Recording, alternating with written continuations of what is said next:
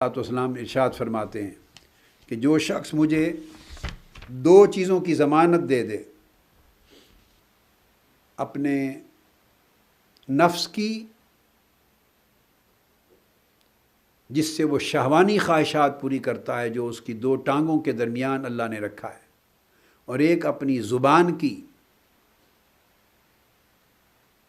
اگر دو چیزوں کی ضمانت دے دے کوئی شخص کہ اس کو دو چیزوں کی ضمانت ہوگی، اس کے قابو میں رہیں گی اور حکم الہی کی خلاف ورزی نہیں کریں گی، تو آقا علیہ السلام نے فرمایا میں اس کو جنت کی ضمانت دیتا ہوں۔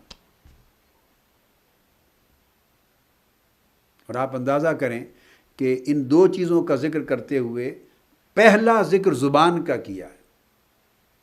وَمَن يَتَوَكَّلْ لِي بِمَا بَيْنَ لَحْيَيْهِ وَرِجْلَيْهِ، پہلا ذکر زبان کا۔ اولاً جو زبان قابو میں رکھنے کی ضمانت دے دے اور دوسری ضمانت بھی دے دے تو میں اس کو جنت کی ضمانت دیتا ہوں۔